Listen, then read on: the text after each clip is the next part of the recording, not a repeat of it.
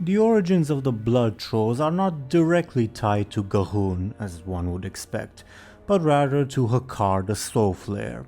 The specific events occurred thousands of years ago, quote, during the final era of the Council of Tribes, which some members of the lore community believe to be around 12,200 years ago, when the Thunder King's failed invasion of Old-Doom indirectly resulted in the deaths of most of the Zandalari leadership, disorganizing their society. But I believe that it could also be more than 16,000 years ago, when the other tribes in the title hadn't split off from the Zandalari to create their own societies yet, or even fairly recent after the Sundering, since it's mentioned in passing that Zandalar was, quote, an island back then. Regardless, at that time, a, quote, foolish troll summoned Hakkar the Soul Flare, the Loa of Blood, presumably at King's Rest, the mausoleum of Zandalari kings, which we know was directly attacked back then. While we don't know the details of Hakkar's assault, which was presumably stopped fairly quickly, the Blood Loa unleashed a devastating plague of corrupted blood upon the Zandalari, marking one of the darkest times in the Empire's history. Just as an example of its impact, this, quote, Great Plague forever changed Zandalari funeral customs, which shifted to cremation instead of burial, and for a long time Hakkar was considered to be the darkest member of the Troll Pantheon, even surpassing Mueh'zala in infamy as an example. Still, during and after the plague, there were numerous trolls who continued to use the magics of Hakkar, perfecting them over time. These practitioners, often altered by their own sorcery, would eventually be termed by the Zandalari as the Blood Trolls.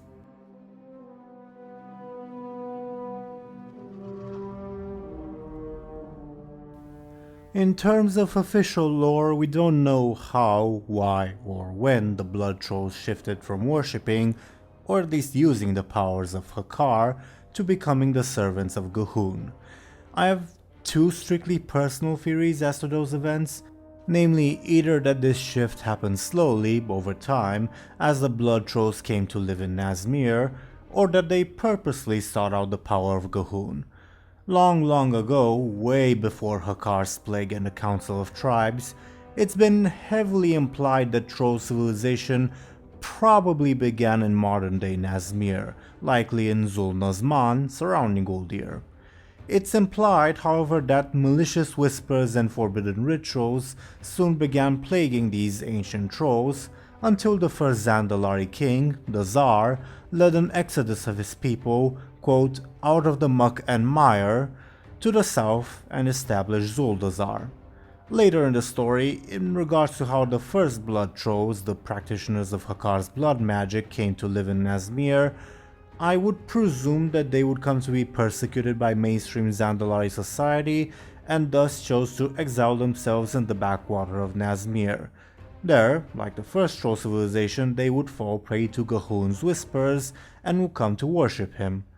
Alternatively, they could have come to Nazmir seeking a closer connection to blood magic, which they would know to be connected to Uldir and Gahun.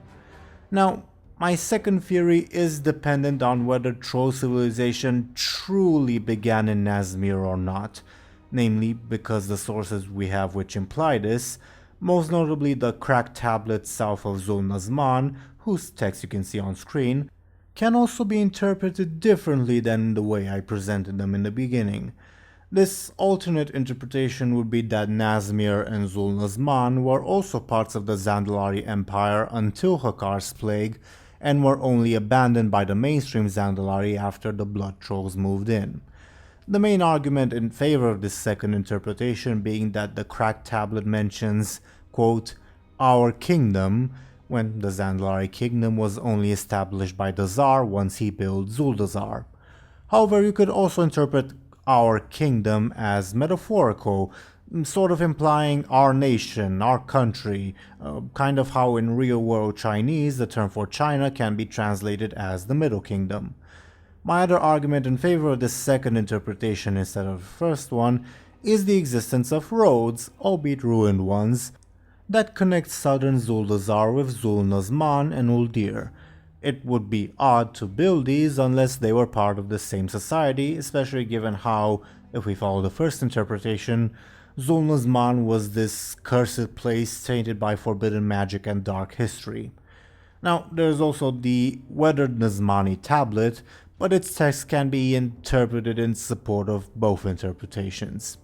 Still, I imagine the first interpretation to be more likely due to King Dazar's dungeon journal description, also on screen right now.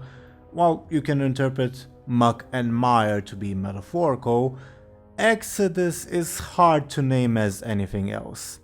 Anyway, moving back to the original point, it's quite clear that there was some syncretism between the worship of Hakkar and G'huun, even if they've likely abandoned worship of the former, since the blood trolls also sometimes refer to G'huun as a blood Loa.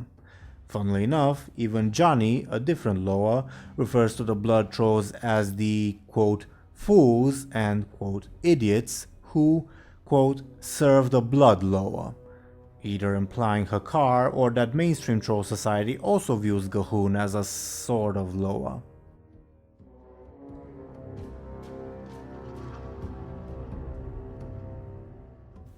It's well known that the blood trolls are the most primitive kind of trolls, apparently because G'huun, quote, has no need for technology, and their society has gradually regressed in the millennia since being separated from the Zandalari.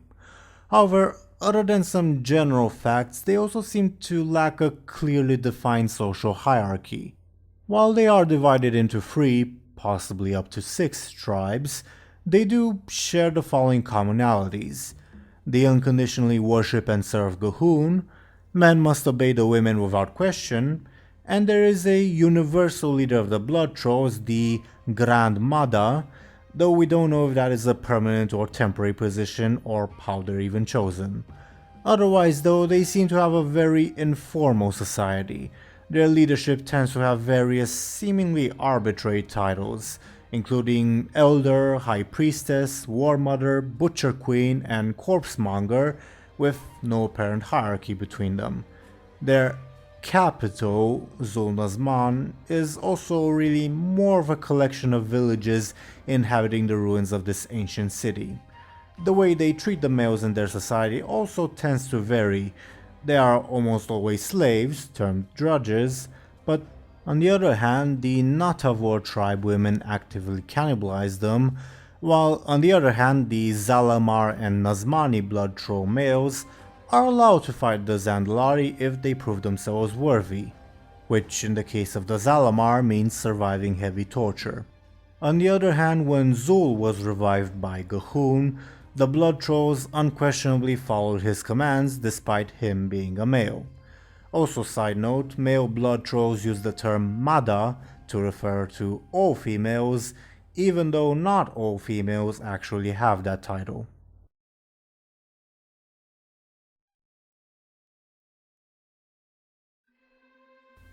While blood trolls are typically the descendants of the ancient Zandalari practitioners of blood magic, there have been plenty of cases where more typical Zandalari have joined their ranks.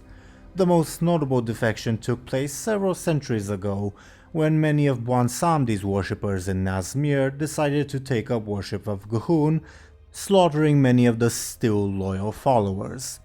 More recently, since the Cataclysm destroyed Zuldazar's northern walls to Nazmir, more and more citizens of the city have also been giving in to the allure of blood magic, quote, learned from the heretics of Nazmir, which the Zandalari also sometimes call, quote, the old ways.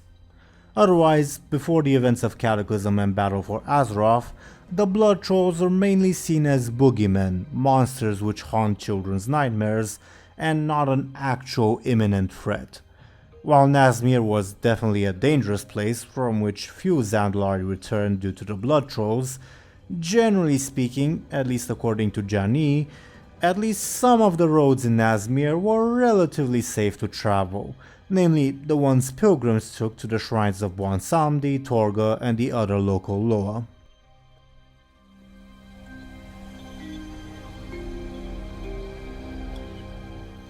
Blood trolls are obviously well known for their use of blood magic, which they use with more expertise than any other troll society. Blood magic, generally speaking, involves using, blood as an energy source, often to empower the caster, learn information, or for various other uses, and is generally considered a darker form of magic.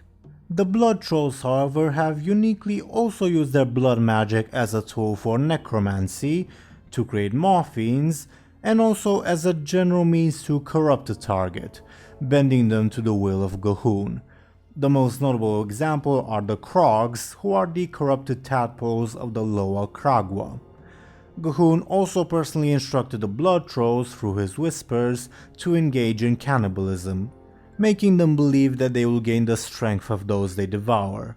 This latter part is likely not actually true, as there have been cases where dying blood trolls have expressed surprise that the flesh they devoured did not actually make them stronger.